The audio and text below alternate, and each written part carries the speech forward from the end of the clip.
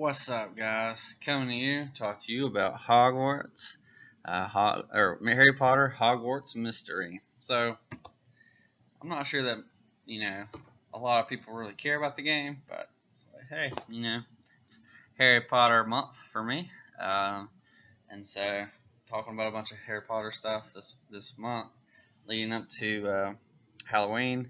I know this is like my second video, but about to do a big one right after I record this. But I just want to talk about this game. I've really enjoyed it. I've been playing it for, I don't know, a couple months now. And really great addition to the universe. So some great things. First, you have some really cool stories. So, like right now, my character's in there, and I'm about to talk to this professor about bowtruckles, and I've had to study them, even though one of the downfalls, you really don't learn a whole lot. There's some things you learn, there's some random trivia on there for some reason. One of the big problems with this, I'm going to make this a real short video. One of the problems is to do anything, it takes forever. I don't know if you can see that, but it says 3 hours. I'm supposed to wait do this in 3 hours, and there's no way to stop this. Like, you'll notice there's a gold star there and then 4 other stars.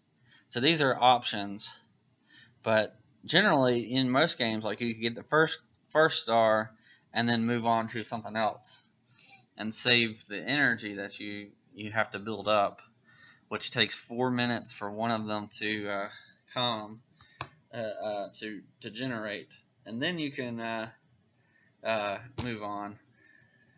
But you can't actually exit out of it or end it early. Like, you either have to finish and complete it to end it early, or you just have to wait however long. And the classes that you take, so conversations, almost every conversation is going to lead to like 1 or 3 hours. Some of them 8, which is ridiculous. And you only need 1 star, which takes about a minute if you have full energy.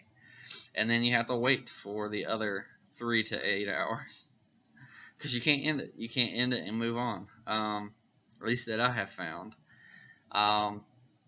So this is one of those games that you're not really going to get addicted to in I've got to keep playing this all the time kind of way.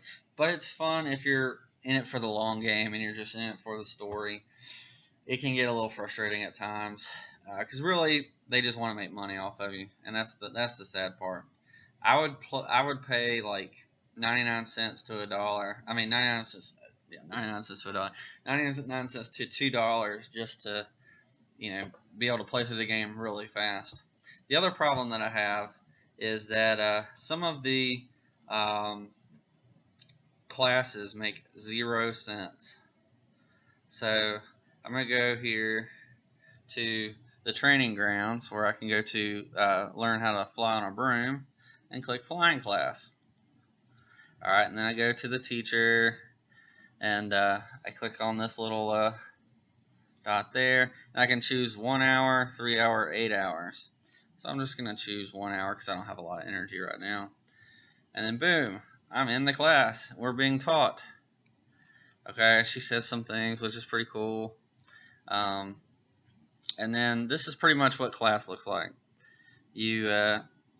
All your people are just sitting at a table or doing a few things. So there's some cool animations. And then you click on it. Let's see. And you spend that energy. Boom. And then you polish. And then you're spending your energy to get to your number of stars, however many you need. And so I'm going to click on this girl. And then I got some more star power. And then I only have 1 energy left right now because I started this on low. And then boom, filled that up. And they comment down here, but I never have time to. I never feel like reading half of them, because half of them say the same thing over and over and over and over again. Oh, but now I'm out of energy, so I just sit here and I wait for 40 minutes for all my energy to come up, and then I can fill it up again. And I'm kind of stuck. Now, there is some secret ways to go get more energy, up to, like, depending on what level you are, you can go to around the castle. One, you have little pets, and so you can, like, click on them, and they give you energy because they're sleeping. There we go. So my owl just gave me energy. I can go to different places. You see, like, this window. I can click on that, and that'll give me an extra energy. There's Peeves. I can click on him, and he'll give me an extra energy. So there's a couple little cheats like that, and I can go down each floor. So you're like, okay, there's a lot of dumb stuff on this that are really just trying to get your money. What is the point in playing this game? So the storyline is really interesting, I think. It's hard when you have such a successful series to have a sequel series, because you're like, well, how's it Harry Potter without Harry Potter? Like, you know what I mean? So, you're just wondering, how am I going to keep playing this game? Like, why would I want to play it if Harry Potter's not even in it? So you get to choose your own character. You can choose a guy, you can choose a girl, and then I'm sure that there's some things that are different for each. So, you complete one, you can go do the other, just to see how they're different. And you get a certain number of friends throughout the semester. I don't know if they're different yet. I'm still just going through the first one. And then, one thing is, like, so my best friend in this, in the game, she's always with me in every class, but some of the classes she's like, oh, hey, do you have a minute to talk? I'm like, it's like, oh, I feel like we haven't talked forever. I'm like, we talk all the time, because, like, if we're best friends and we're literally living in the same room as each other, we're seeing each other every day.